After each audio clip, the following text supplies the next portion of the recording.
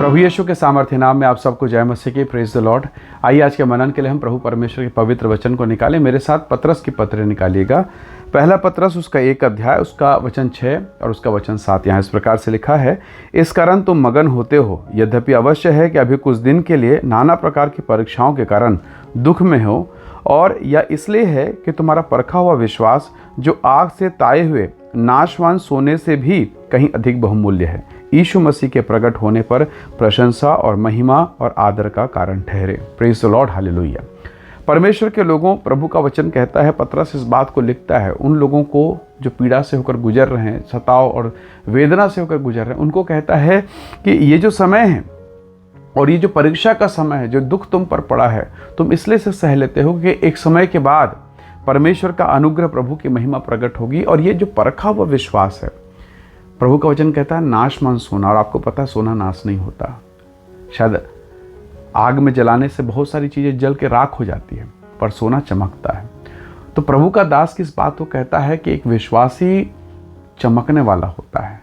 वास्तव में जब सोना काला हो जाए या मटमैला हो जाए या उसमें गंदगी चढ़ जाए या मैल का परत जम जाए, तो उसे केमिकल के द्वारा किसी अन्य वस्तुओं के द्वारा धोया नहीं जाता, उसे आग में तपन में डाला जाता है, और उससे उसकी पहचान, उससे उसकी शुद्धता प्रकट हो जाती है। परमेश्वर के लोगों, क्या बताना चाहता है पवित्र आत्मा, क्या बोलना चाहता है प्रभु? अगर आप एक सच्चे विश्वासी हैं, अगर आप सच्चे विश्वासी हैं, तो आपकी सच्ची पहचान पीड़ा में होगी, क्लेश और वेदना में। हो सकता है आपके घर में क्लेश हो रहा है, आपके जीवन में समस्याएं हैं, परिवार में समस्याएं हैं, नौकरी की जगह पर समस्या है, जिस काम पर आपने हाथ डाला वहाँ समस्या। कई बार ऐसे लगेगा, शैतान आपको दिखाएगा, देखो तुम प्रभु के साथ चलते हो और समस्या समस्या समस्या, और उनको देखो जो तुम्हारी तरह पवित्रता में नहीं है, तुम्हारी तरह धार्मिकता में नहीं, देखो उनका जीवन बड़े आनंद से मजे में कट रहा है। तो कई बार शैतान, उसके विचार आपके मनों को प्रभावित करेंगे। परंतु यदि आप सच्चे विश्वासी हैं, आप निराश नहीं होंगे, नर्वस नहीं होंगे। आपको मालूम है मेरा परमेश्वर मेरे साथ है, मेरा प्रभु मेरे साथ है। दानियल को यह बात मालूम चल गया था कि थोड़े देर के बाद में उसे सिंह के माद में डाला जाएगा। आज्ञा के बारे में पहले से जानता था, पर क्या दानियल ने प्रार्थना बंद किया? नहीं किया। उसने उसी तरफ फिर से खिड़की खोली और प्रभु का धन्यवाद किया।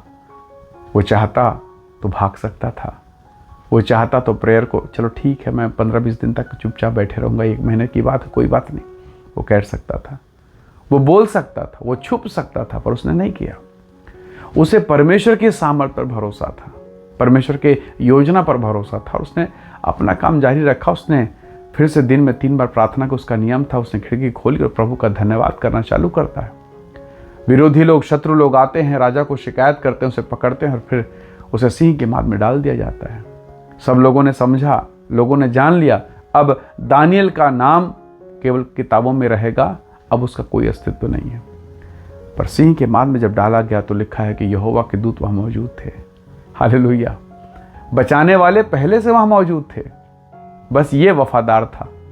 और जब वहाँ से निकाला गया, आपको याद है ये पूरी घटना आपने पढ़ा दानियल की पुस्तक में, जब दानियल वहाँ से निकाला गया तो जिस पोजीशन में डाला गया था उस पोजीशन में नहीं निकला।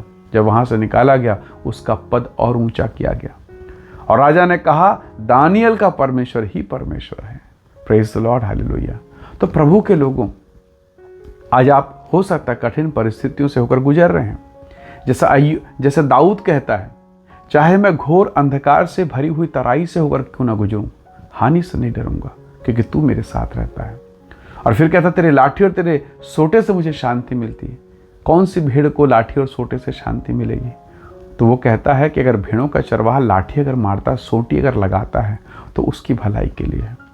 तो अगर आज आपके घर में, परिवार में, पत्नी और बेटा के जीवन में, पति के जीवन में कुछ चल रहा है, तो प्रभु के साथ ईमानदारी के साथ चलिए। मैं जानता हूँ वर्तमान जो दशा है पीड़ादायक है।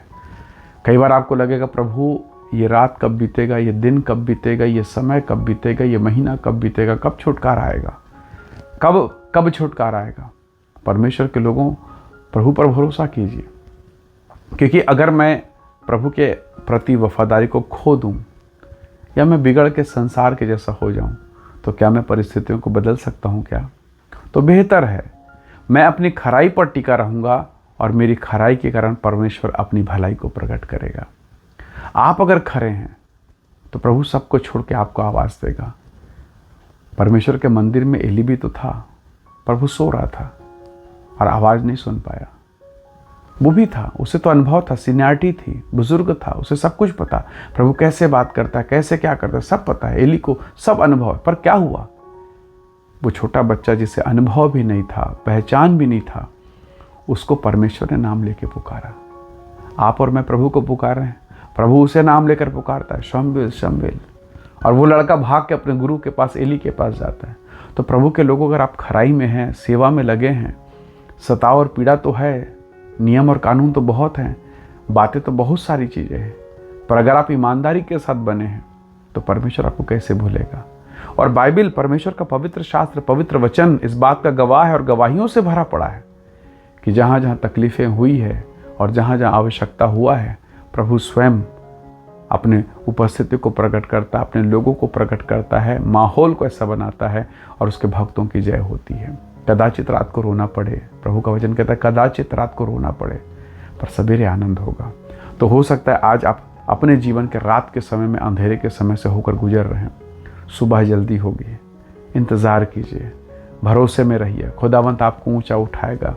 और जिस दशा में भी हैं, परमेश्वर के प्रति वफादारी, परमेश्वर के प्रति ईमानदारी, उसके अनुसार हम जीवन बिता सकें, इसके लिए प्रभु से सहायता मांगिए, ताकि प्रभु आपको सहायता दे, आपको ऊंचा उठाए और आपके आंसुओं को पोंछे। आइए हम सब अपने जीवन को प्रभु के हाथों में सौंपें, अपने जीवन को प्रभु के हाथों में सौंपें, क्योंकि वचन कहता है परखा हुआ विश्वास इस संसार के बहुमूल्य सोना, जिसको वचन कहता नाशमान, उससे भी वो बेहतर है। हालेलुया। सो आइए दुआ करें, प्रभु आप सबको आशीष दे। आइए प्रार्थना करें। प्रेमी अनुग्रहकारी स्वर्गीय पिता, मेरे प्रिय भाई बहनों के जिन पर दया कर, जो क्लेश और पीड़ा और जो वेदना इनके जीवन पर है, प्रभु केवल आप समझते हैं, आप जानते हैं। संसार हंसेगा, लोग हंसेंगे, रिश्तेदार हंसेंगे, पर तू एकमात्र जीवित परमेश्वर जो उठाता है, आंसू को पूछता है, मेरे गुनाहों के विषय में प्रश्न नहीं पूछता, पर यह कहता है कि तेरे पाप क्षमा हुए और फिर पाप ना करना। प्रभु जी हमें से प्रत्येक को बल और सामर्थ्य और शक्ति दे, उठा के खड़ा कर और तेरे पवित्र नाम की महिमा होने पाए। प्रभु धन्यवाद, आपने विनतियों को सुना है, यीशु के सामर्थ्य नाम से मांगते हैं, आमीन आमीन। प्रभु आप सबको बहुत ऐसे आशीष दे, परमेश्वर का अनुग्रह आपके साथ हो। Praise the Lord. जय मसीह की।